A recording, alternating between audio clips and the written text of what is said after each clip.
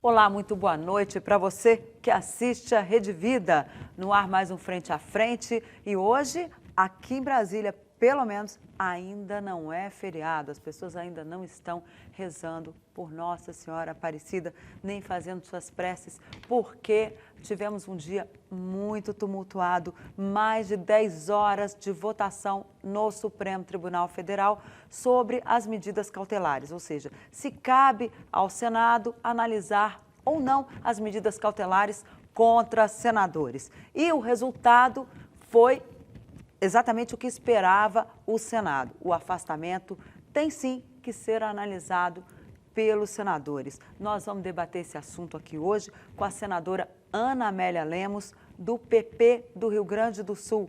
Senadora, muito boa noite, muito obrigada pela sua presença. Boa noite, muito obrigada, Denise, pelo amável convite. Boa noite, Zé Maria. Boa noite a todos os nossos telespectadores. Pois é, em relação a essa decisão do STF, é bom lembrar que a ministra Carmen Lúcia, ela deu um voto de Minerva a favor do Senado, evitou uma crise institucional a princípio, mas ainda há muito que se discutir em torno dessa matéria, porque o próprio relator Edson Fachin entendeu que o voto dela deixou uma brecha para que a medida cautelar, o recolhimento do senador Aécio Neves, seja mantido. Mas, né, Zé Maria Trindade, agora quem vai cuidar desse assunto é o Senado e, pelo visto, o debate lá vai ser muito grande. Agora à noite a senadora falava já aqui com alguns colegas pelo telefone e eles têm algumas dúvidas a respeito, né, Zé Maria? Boa noite. Pois é, muito boa noite. Uma semana muito intensa. Não é à toa que os médicos recomendaram atenção ao presidente Michel Temer. Ele nega que esteja prestes a fazer um cateterismo.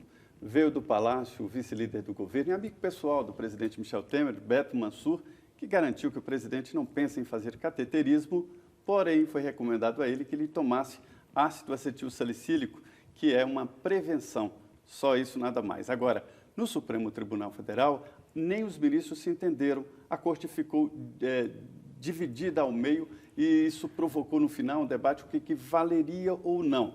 Mas o certo é que no dia 17, o plenário do Senado Federal vai interpretar todas essas decisões, esses detalhes, no julgamento do caso do senador Aécio Neves. A decisão, por 6 votos a 5 do plenário do Supremo, é que o plenário do Senado terá que se reunir em 24 horas para analisar uma decisão que possa restringir a atividade parlamentar. E aí está a suspensão ou mesmo a prisão noturna.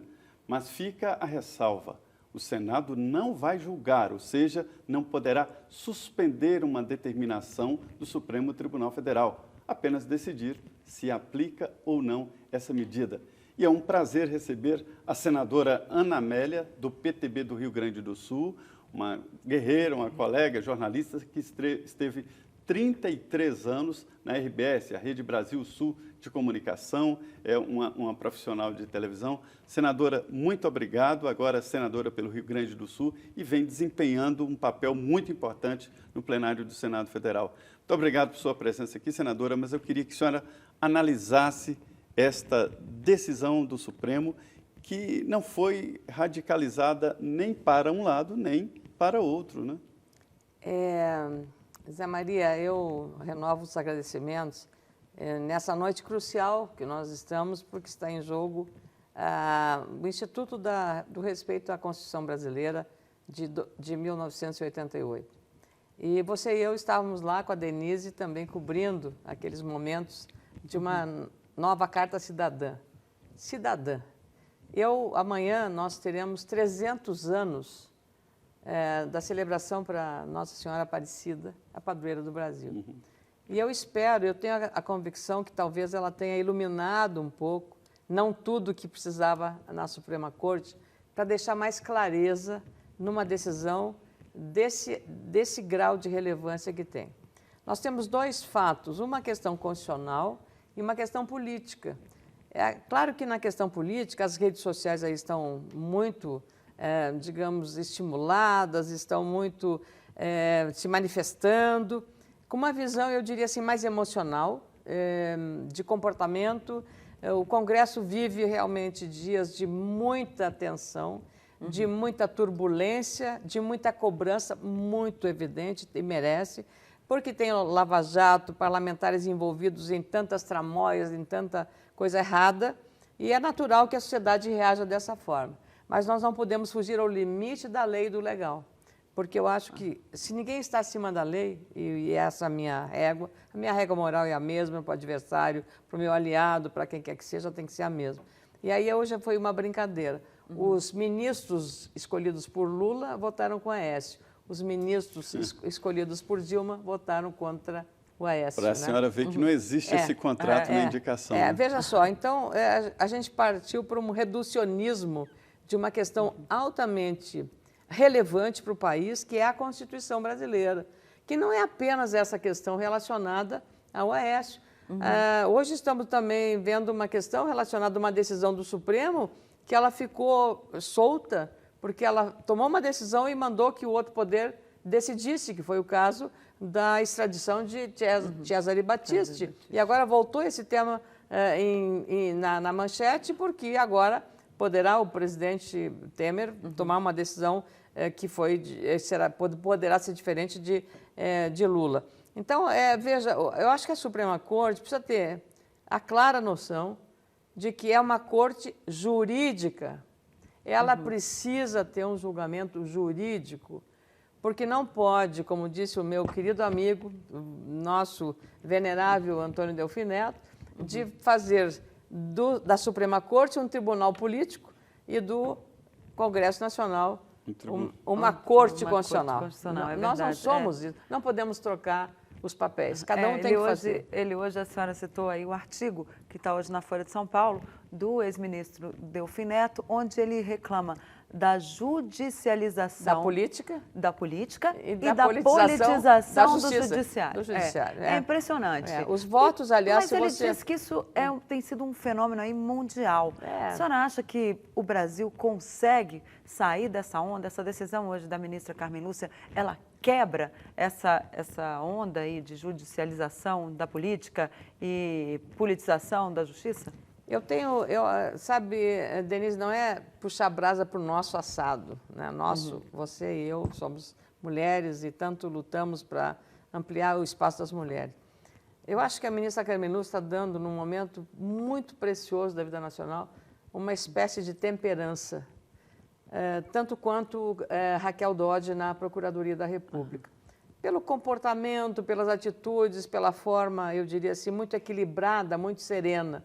Ela não faz discursos políticos, a não ser naqueles momentos que precisa realmente, eu diria, impor uma atitude corajosa sobre a relevância que tem a Suprema Corte em relação às questões que cabem prerrogativamente na Constituição, nos termos constitucionais. Agora, eu acho realmente que alguns votos de alguns ministros... E olha que eu tenho a liberdade, eu diria assim, a independência, porque faço críticas ao Congresso Nacional, votei pela cassação de Demóstenes Torres, pela cassação de Delcídio do Amaral, votei pelo impeachment de Dilma Rousseff, com base sempre na lei. Então, se necessário for, também votarei, se necessário for, na apreciação de eventual processo de cassação de mandato de Aécio. Não terei dúvida, eu fui aliada de Aécio no Rio Grande do Sul na eleição de 2014.